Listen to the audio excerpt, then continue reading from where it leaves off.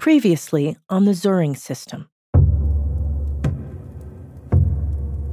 Once Annabelle starts openly criticizing Jens Söring, the circle of friends shuts her out. At the same time, Söring's attorney starts sending her threatening messages. This all occurs during a stellar period for Söring and his team, because shortly beforehand, in December 2019, he is unexpectedly released and deported to Germany. Annabelle is there for the moment of his release, and for the media circus that follows. The Söring System, a podcast series from CCC Cinema and Television and Argon Lab 2022. Please note, this podcast contains graphic descriptions of physical and sexual violence that are not suitable for children. Listener discretion is advised.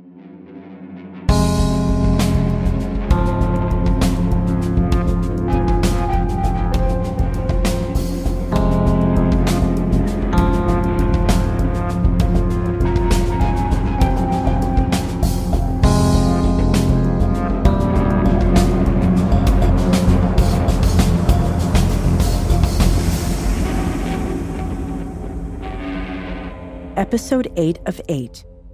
Control. Jens Söring has achieved his goal. He has been released from prison. When he arrives at Frankfurt Airport on December 17, 2019, he is greeted by hordes of photographers and TV crews and gives a press conference. In the 2 years following his release, he will go on to appear countless times in the German media. Jens Söring has meticulously planned his return to Germany. Interviews, the publication of his latest book, speeches on resilience, many of his dreams for the future come true. And yet, there's just one nagging detail. He remains guilty as charged. Söring is free. What now? Ich freue mich so sehr. Thank you. I'm so happy. I'm so happy. After 33 years, 6 months, and 25 days, I'm so happy to finally be here in Germany. This is so wonderful. I'm so happy. This is the best day of my life.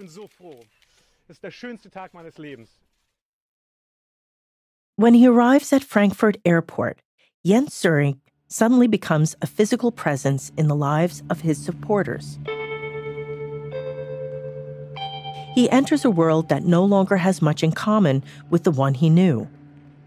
Cell phones, tablets, touchscreens. There are so many aspects of our daily lives that he will need to adjust to. For Söring and his circle of friends, a new day has dawned. They also now have a new mission. These are Annabelle's last days as one of Söring's supporters, because shortly after his release, she begins to criticize the Söring system, and he turns on her.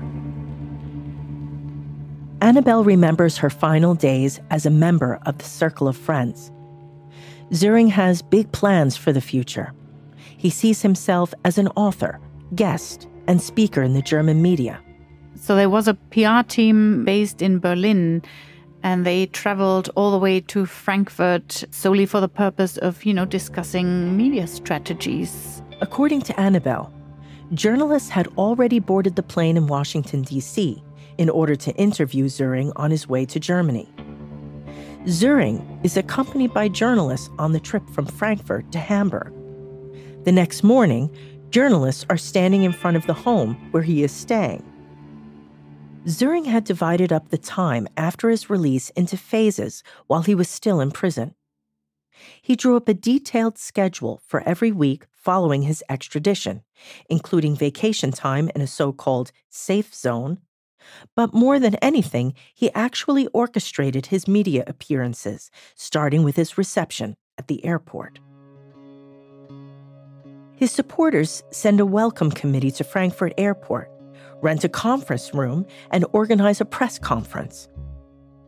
Söring lets his supporters know in advance that he will have nothing with him. No money, no suitcase, nothing. He announces what color clothing he will have on. He says if no one is waiting for him when he arrives, then he will approach strangers at the airport until he finds someone who has seen the movie Killing for Love and is willing to help him. In fact, his arrival generates a great deal of interest. Jens Söring is greeted at the airport by a flurry of flashbulbs, and cameras accompany him on his way to the airport conference room. There, he gives a brief statement. Und ich hätte das nie geschafft. Ich hätte das nie geschafft. And I couldn't have done it. I could not have done it without the people who have supported me for so many years. It's so incredible. They are truly, truly wonderful people. Also the people in the United States, my friends and supporters there. But today I am here with my German supporters and friends, and I'm so happy and so grateful to them. Jens Söring does not take any questions from journalists, but allows time to be photographed and filmed with his supporters. They hug him with tears of joy. Ach Gott, ja. Und Sie werden verstehen, dass right, das alles and yes, certainly you'll understand that all of this is truly overwhelming for me, and that for the time being, I'll need to take a step back for a minute and collect myself. I will need to mentally and emotionally adjust to my arrival here in Germany. I have not set foot in this country in 3 decades. I hope you can understand that. Thank you all for taking so much interest in my situation and my life. I will get in touch after a few weeks once I have settled in here, and most of all, once I have spent time with my friends whom I have missed so much and whom I would now like to finally spend some time with. So please, I hope you can understand. Please give me some time to be with my friends and to settle in. Thank you again. I am so happy. I am so happy. Thank you. Thank you. A reporter from the German newspaper Die Welt offers a live commentary on the press conference. He did not say anything about his guilt or innocence at this time, or anything about his former girlfriend who is still incarcerated in the US. Once again, there was absolutely no mention of the murders.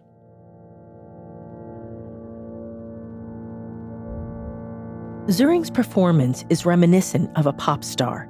He is once again able to find the right adoring words for his fans while maintaining an air of mystery. In order to sell his story, Söring develops a marketable persona. He tells his supporters how he intends to develop the Söring brand. In fact, this personal brand begins to take shape more and more with every public appearance.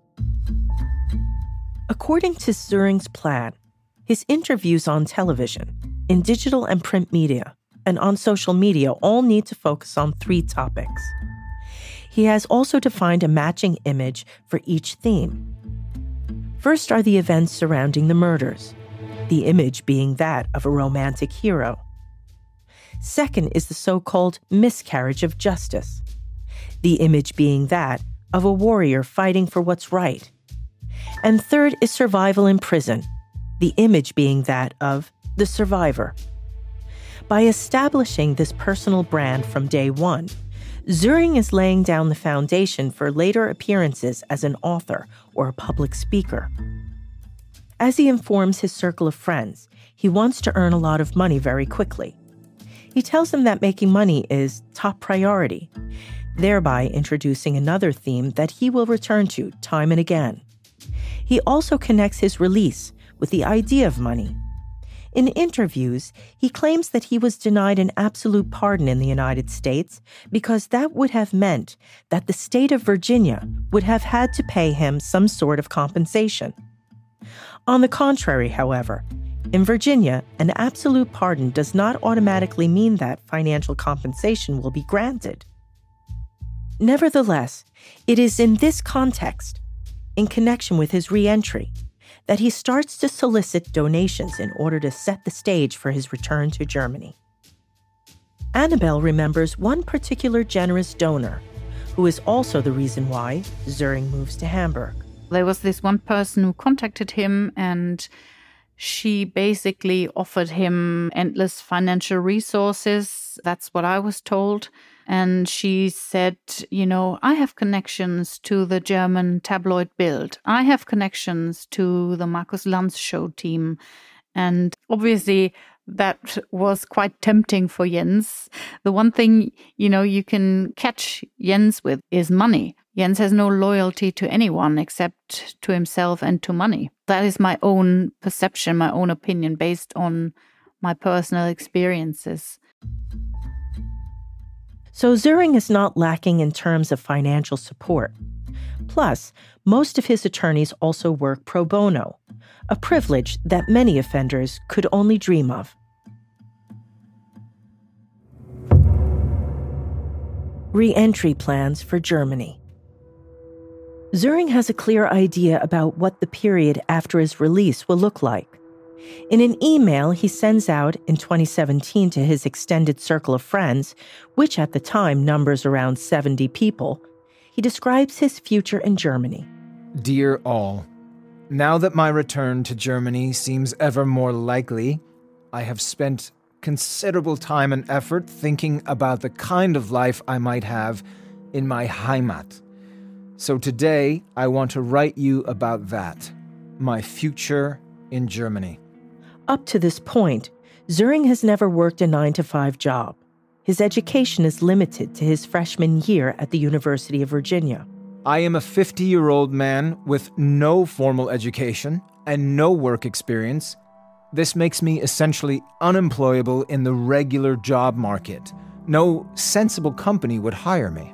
Nevertheless, Söring can imagine a number of possible careers for himself, including used car salesman, a job that has been offered to him by a friend. He owns his own business, selling used cars to Russia, and he's done very well. The problem he sees with this possible career. I speak no Russian, I do not have a driver's license, and I know nothing about cars. Nevertheless, Söring is hopeful. I believe that I have the kind of personality that would make me an effective and successful salesperson. Söring believes that the best place for him would be somewhere in the world of media, as he mentions in the email to his extended circle of friends. So it seems like the most realistic possibility for finding work in Germany, the media industry. And in the media world, my lack of formal education and work experience don't matter. In fact, I have some work experience in the media industry, 10 books, and dozens of TV appearances. In the same email, he expresses confidence that Angela Merkel, the German chancellor who was coming up for re-election, would benefit from meeting him. What do you think? I am not going to try to get 30 minutes with Angela? Or rather, you think Angela doesn't want 30 minutes with me? Remember, she's running for re-election this fall, and she can claim she helped free me, smiley wink wink. So why not a nice feel-good story with me? He claims to be able to offer advice on how people can break out of difficult situations in their lives, out of their own personal prisons. In another idea for the future that he pitches to his circle of friends, Söring describes what he will later expand upon under the heading of resilience, how to become resilient and never deviate from your chosen path. What's most interesting about his concept is when he describes his take on the word reframing, that you can take a group of facts, look at them from a different perspective, and effectively reinterpret them. Looking at facts from a different perspective. Is it possible that Jens Söring simply reframed the murders of Nancy and Derek Haysom? Or that he reinterpreted any facts that would implicate him? At any rate, his business model is 100% based on his claims of innocence. He has effectively turned his version of the story into an economic model, as Annabelle explains. The first thing is he wants to be pardoned by the media. And the second is he wants to earn as much money as he possibly can. That is the one thing he cares about. And of course, he sees himself as a victim and everyone else is bad. And he has said a couple of times, there's no way that a traditional career path, a 9-to-5 office job or something like that would ever work for him. So when he was still in prison, he started writing speeches because he thought He could, share his experiences on, say, for example, resilience. And the thing with this career path is this entire career is based on the fact that he spent 30 years in prison as an innocent man. And that's why he's so adamant about his innocence claim, because that is the basis of his entire future career. The Jens Söring brand. The Jens Söring brand is well received by most German media outlets.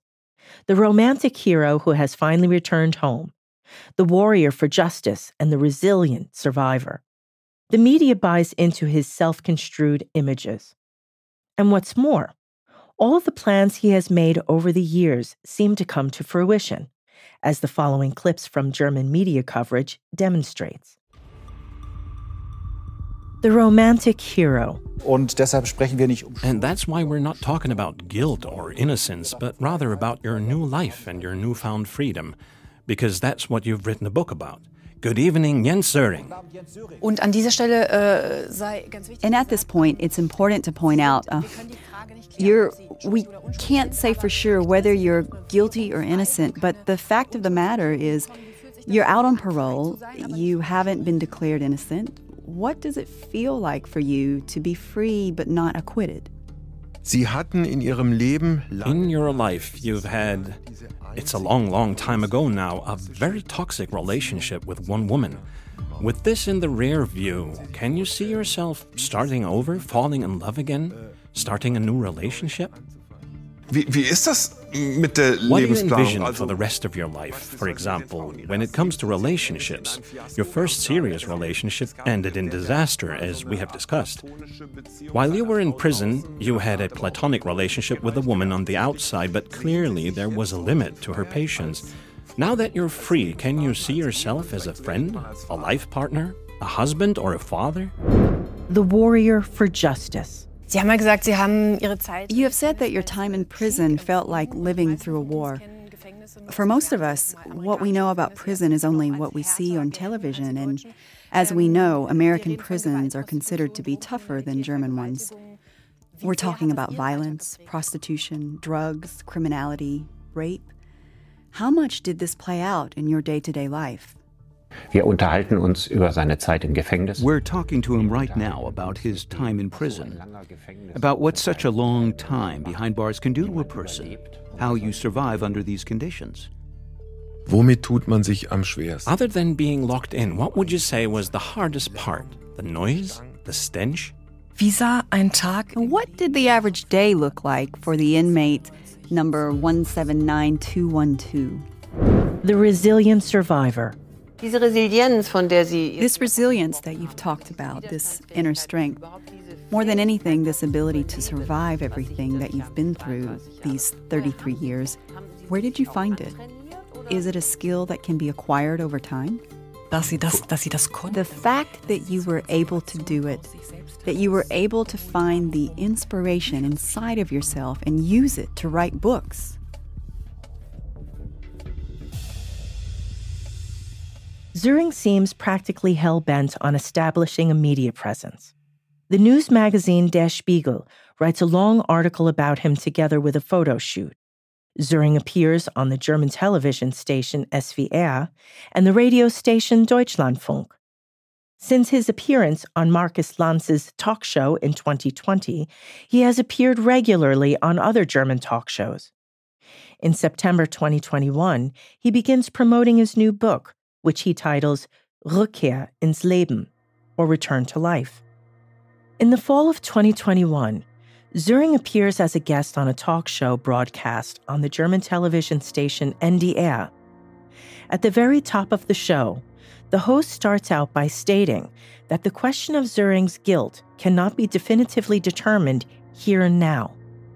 He introduces his guest by telling the audience that the two of them are roughly the same age. However, one of them has spent his life behind bars, without an education or a regular job, locked away.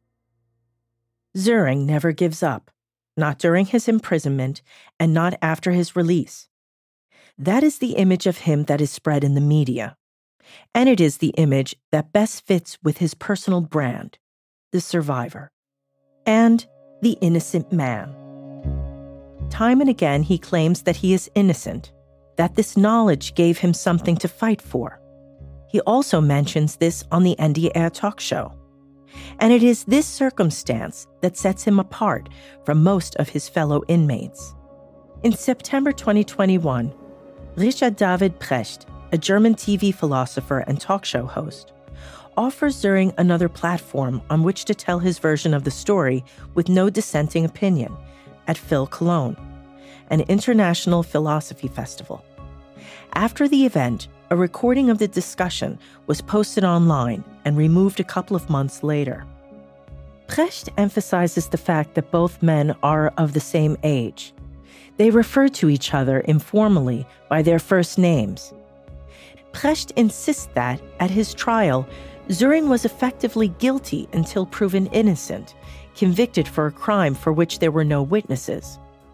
He describes Jim Updike as an aggressive attack dog who was out to make a name for himself as a great public prosecutor. He contrasts this with the supposed weakness of Söring's attorney. In short, Precht literally speaks for Söring, at times even using Söring's own words to do so.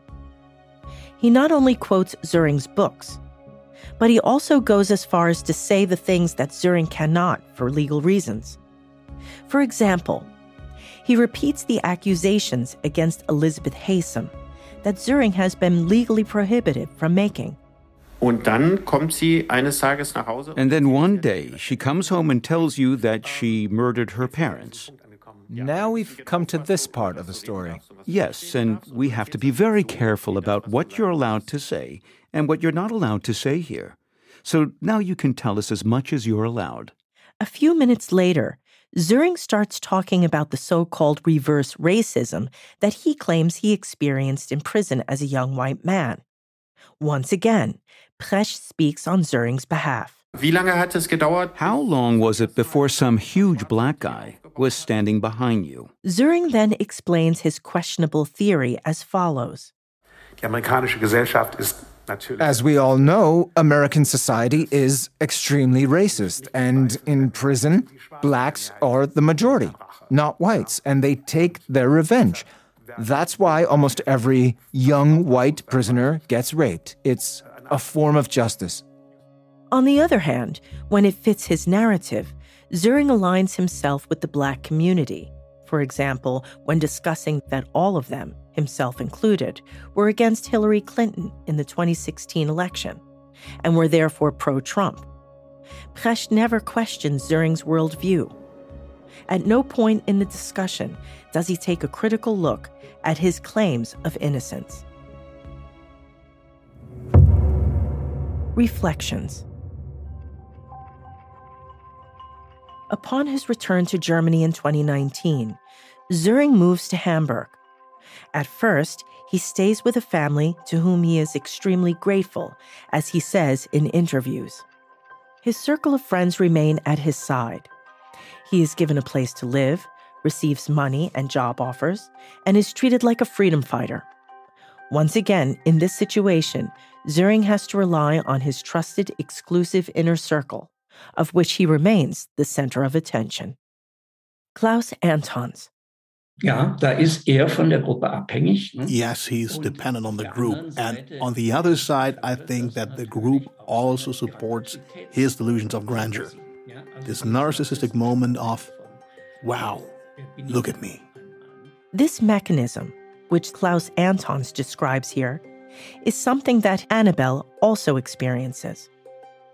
Shortly after Söring returns to Germany, she is cast out of the group for criticizing him. When he says that he wants to register a false address in Germany in order to evade Elizabeth Haysom's attorneys, Annabelle doesn't mince words. From this moment on, she is excluded from the group. He didn't need me anymore. You know, I had become completely and utterly expendable.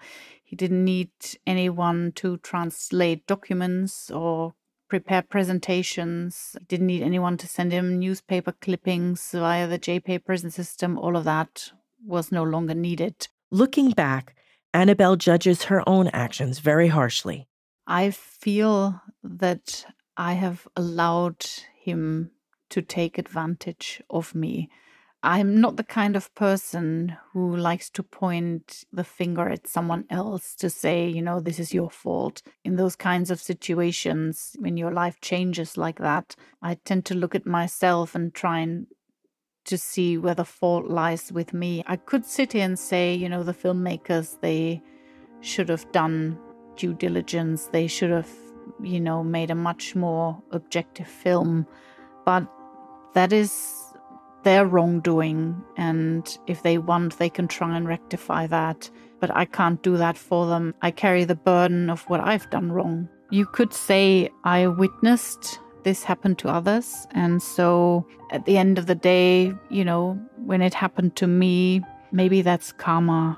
But the thing is, when that happens, you're basically, you're staring at a deep, dark hole, and everything that you did for so many years is completely worthless. And I felt very ill at the time because it was just too much and I couldn't cope because, my whole life had come crashing down and I was actually left with not much.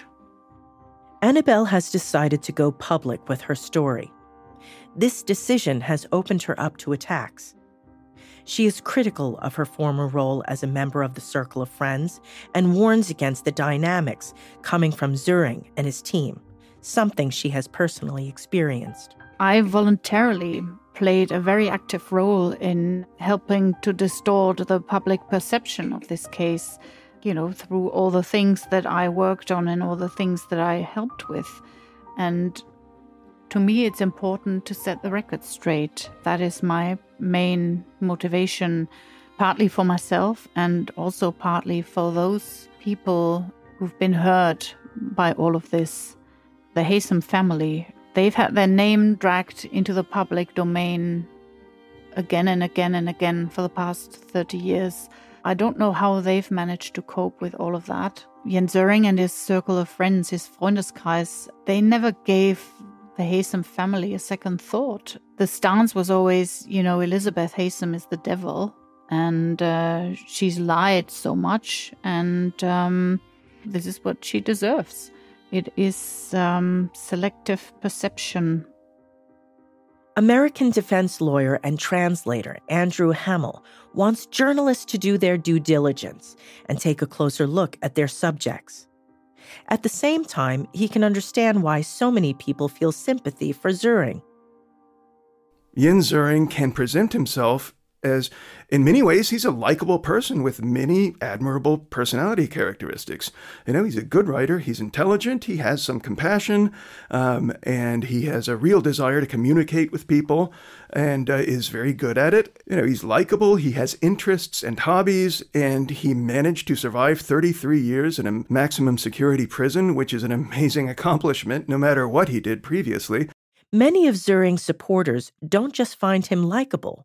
They truly believe he is innocent. And so, they choose to look for the best in him because they like him already, because they've talked to him and they find him sympathetic and funny and likable.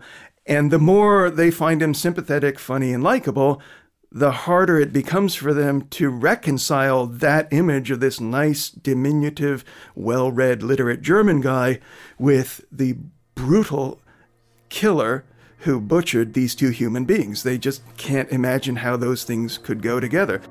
Terry Wright's report, which picks apart Söring's claims of innocence down to the last detail, is available to read on the internet. But I can say as an outsider, first of all, I am almost certain that none of those people has read the Terry Wright report. I know that John Grisham hasn't read it. He's told me that. I'm pretty sure most of the other ones haven't. And you know why? Because they're afraid of it. Because, they're afraid that if they read the whole report, it will become clear to them that they were fooled by a very convincing con man. And it's always really, a real humiliation to admit that you have been conned. That would be my guess as to why they still cling to his innocence. Retired British detective Terry Wright also understands why there are so many people out there who want to help and support Söring. If you genuinely believed that he's innocent, wouldn't you want to help him? Most of us would, wouldn't we? And the people believe he's innocent because they haven't been told the real facts. They've only been told the facts according to Jan Söring. This is another reason why Wright authored his extensive report, in the hopes that it can serve as the basis for the public to form their own nuanced opinion of the case. Jan Söring's been released now. He's, in the eyes of the law, he's served his time and he's now a free man. And the only reason I'm here talking to you guys is because he's returned to Germany and he's now making a living, and quite a good living from what I hear, out of telling the same pack of lies that he's been telling for the last 30 years. I'd quite happily put all these papers away and forget all about it. However, as long as Söring and his team spread what, as Terry Wright sees it, are lies, he will not rest. As long as he keeps on telling the lies, I'm going to keep telling the truth. And that's what motivates me.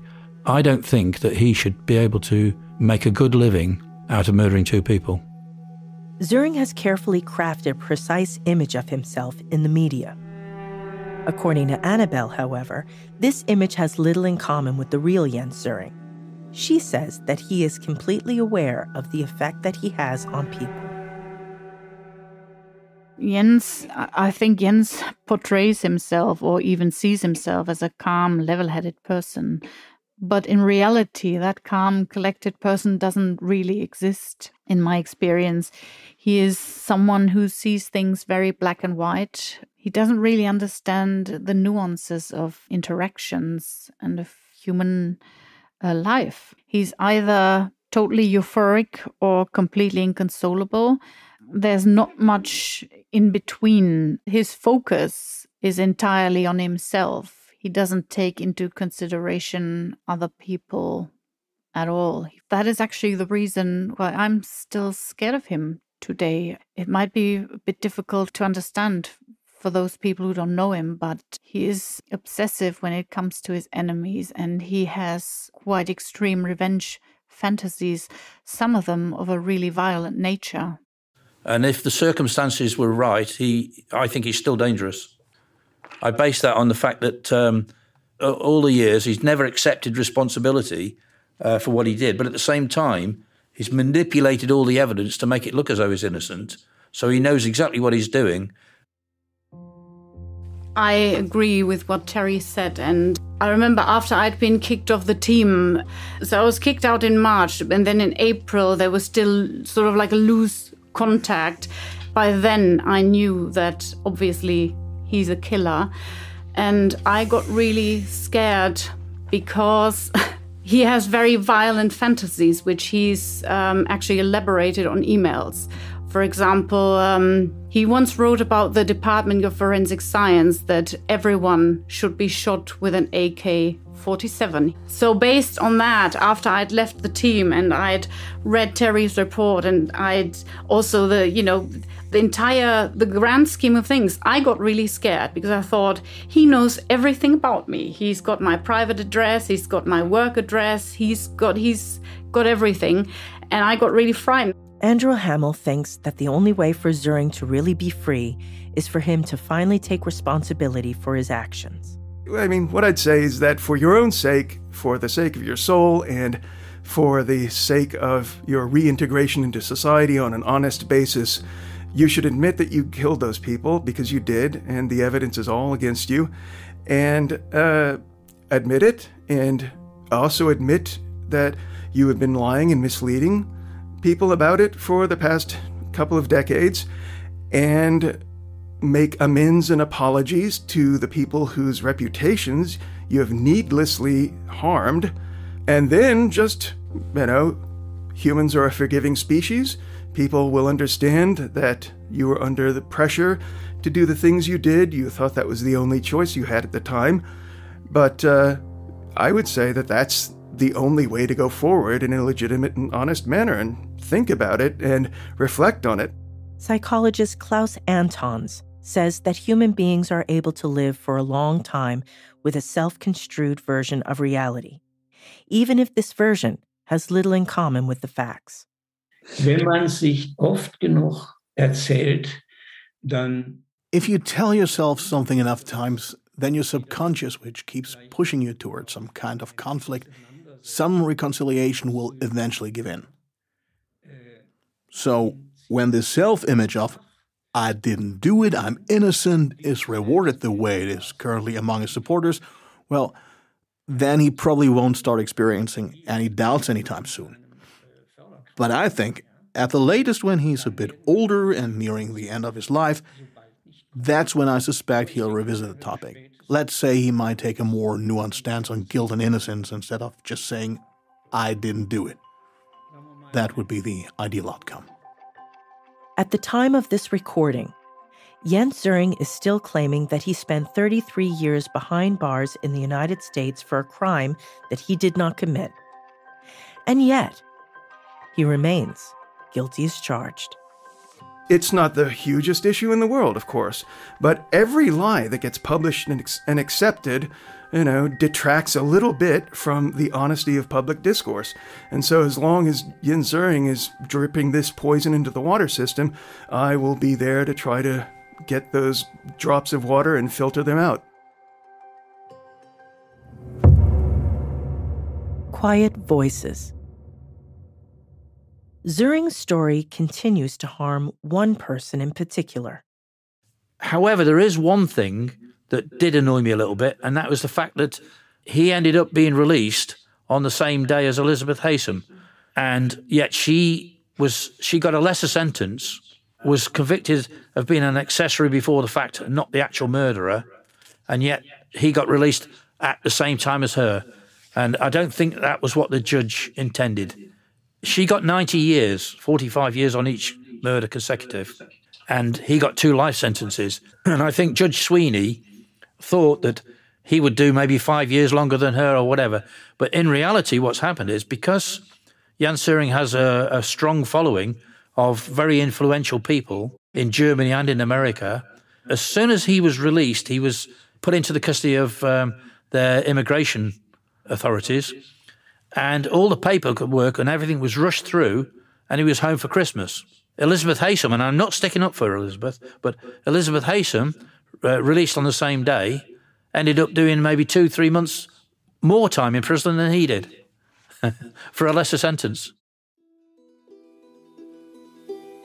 Elizabeth Haysom does not grant interviews.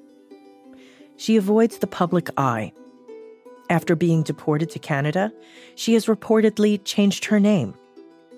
In prison, she learned to translate books into Braille. Once in November 2019, shortly before her release, she sent a written statement from prison to the website SöringGuiltyAsCharged.com. In it, she expresses a great deal of remorse and asks that her family be left in peace. Not in the smallest way did they deserve their horrible deaths, and I beg forgiveness if I have ever, in any sense, implied that they were to blame for the choices I made. Selfishness and the toxic dynamics of my relationship with Jens, my own weak passivity, were at the root of my role in the crime. Ultimately, I was part of the problem and fully deserved punishment. I have been angry and deeply frustrated by the warped reality Jens has built around our relationship and around our crime. But in the ascetic cocoon of prison, I have been getting on with my life, while at the same time my family has had no safe haven and no closure. Therefore, I ask you, in the midst of the melodrama of finger-pointing and blaming, in all the talk of pardons and parole, of who deserves what, to spare a quiet, gentle thought for all the victims, the truly innocent.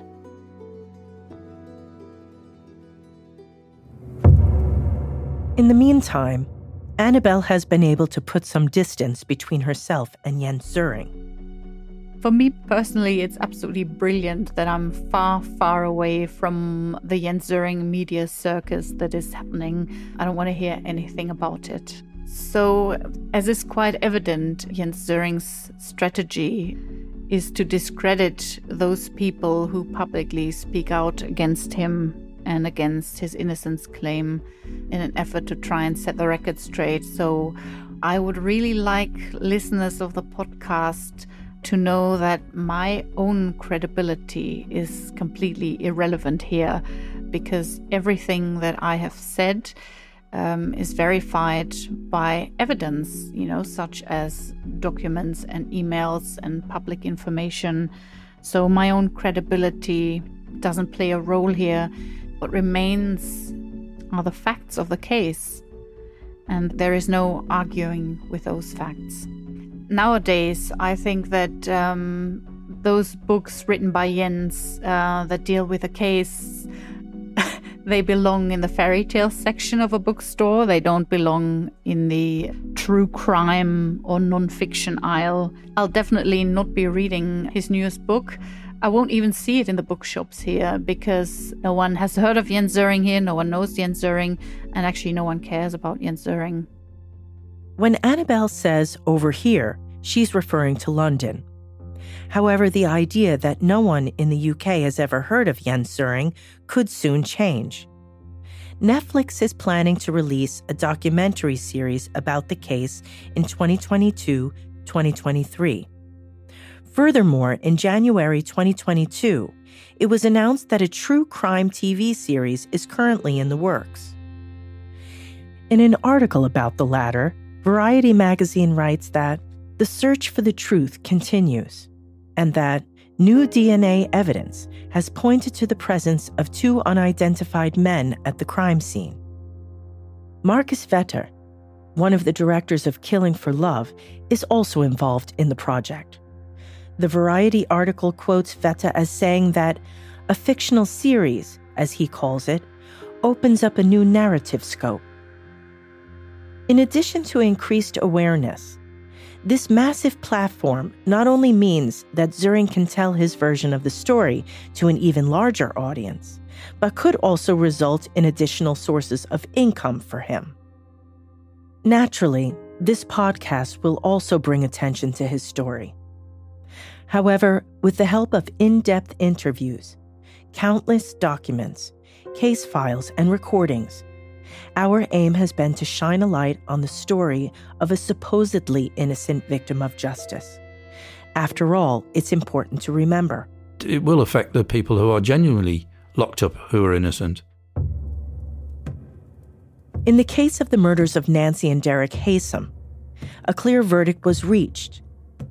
At the same time, there are significant gaps and contradictions in the public perception of the case in Germany. Jens Söring was released from prison on parole. Therefore, this podcast not only asks whether or not Jens Söring is guilty or innocent, but above all, takes a closer look at how Söring is consistently able to propagate both the claims of his own innocence as well as his accusations against others with little to no criticism or pushback. Annabelle, Terry Wright, and Andrew Hamill have all spoken out and have carefully pointed out clues that reveal the Söring system for what it really is, a construct that is characterized by manipulation and control. A number of Söring supporters were contacted for this podcast. Unfortunately, no one from the so-called circle of friends was willing to grant us an interview. Neither Süddeutsche Zeitung journalist Karin Steinberger nor filmmaker Marcus Vetter responded to our requests for an interview, nor did best-selling author John Grisham, actor Martin Sheen, or producer Jason Flom. Television host Markus Lanz and German philosopher Richard David Precht would not grant us an interview. We are not permitted to include Precht's comments here. Jens Söring himself did not respond to our request for an interview or our request for comment.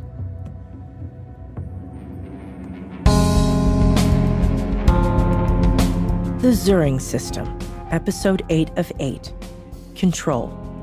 Our narrator is Karen Cifarelli. You also heard the voice talents of Sungur Bentor, Celine DeJaneiro, Michelle Glick, Jeffrey Middleman, Michael S. Roginski, Seamus Sargent, Anne-Kathrin Thüringer. Producers: Dr. Alice Brauner and Johanna Beere. Research Editor and Director: Katharina Rahn. Assistant Director: Nathalie Ladermann. Writers: Jana Bach, Lucia Knollhuber, Regina Lechner, and Katharina Rahn. Sound Editing, Sound Design, and Music: Jascha Grunewald. Studios: We Are Producers, 107 Tone Studio, Sound and Song Studio Berlin. Production: Sabine Reichelt. Research and Editorial Assistants: Felicia Bayer and Natalie Ladermann. Translation by Rachel Toka. Graphic Design and Assistant Sound Editor: Konstantin Gramala.